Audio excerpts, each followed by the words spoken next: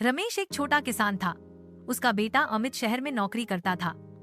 रमेश हर दिन अपने खेतों में पसीना बहाता, पर उसका मन बेटे की याद में लगा रहता। अमित को गए 5 साल हो चुके थे और इस बीच उसने एक बार भी गांव नहीं देखा। एक दिन रमेश को अचानक बुखार आ गया। गांव के डॉक्टर ने कहा, कुछ दिन आराम करो। रमेश ने मुस्कुराते हुए जवाब दिया, अभी आराम का समय नहीं, फसल काटनी है। रात में अकेले लेटे हुए रमेश ने अलमारी से पुराना डिब्बा निकाला। उसमें अमित के बचपन की तस्वीरें और उसके भेजे कुछ खत रखे थे। रमेश ने एक खत निकाला और पढ़ने लगा। प्यारे पापा, मैं जल्दी आऊंगा। उसकी आंखें भर आईं। उसने खुद अमित को कभी खत नहीं लिखा था। उस रात उसने पहली बार अमित के लिए एक खत लिखा। बेटा, तेरी बहुत याद आती है। खेत अब पहले जैसे नहीं रहे। मैं बूढ़ा हो गया हूँ, पर दिल अब भी तुझसे मिलने की उम्मीद रखता है।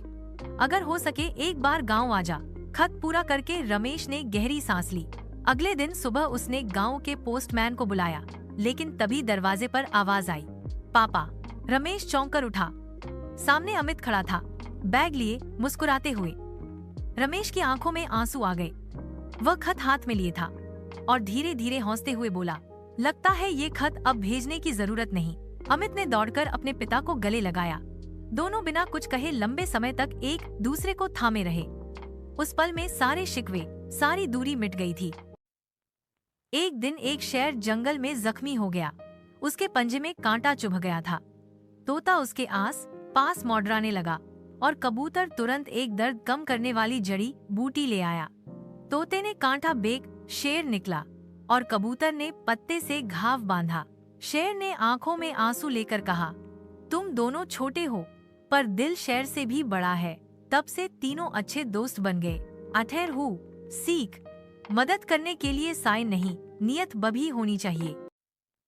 कबूतर पेड़ की डाल पर बैठी थी। तोता रोज उसके लिए हरे मिर्च लाता। एक दिन कबूतर ने पूछा, क्यों लाते हो ये हर रोज? तोता बोला, ताकि तुम्हारा गुस्सा भी उतना ही तीखा रहे और दिल उतना ही नरम। कबूतर मुस्कुराई, बोली, तो अब रोज मैं तेरे लिए दाना लाऊंगी, ताकि तेरा प्यार कभी भूखा ना रहे। तोता दाना चुग रहा था और कबूतर उड़ते हुए आया। कबूतर गर्व से, मैं रोज 100 किलोमीटर उड़ता हूँ। तोता मुंह बनाकर, तो पेट्रोल कौन भरता है तेरे में?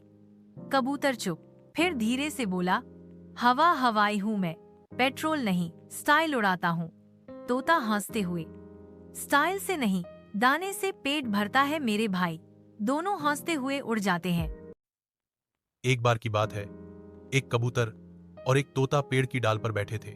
कबूतर बोला, तोता भाई, तुम हमेशा इतने रंग बिरंगे क्यों दिखते हो?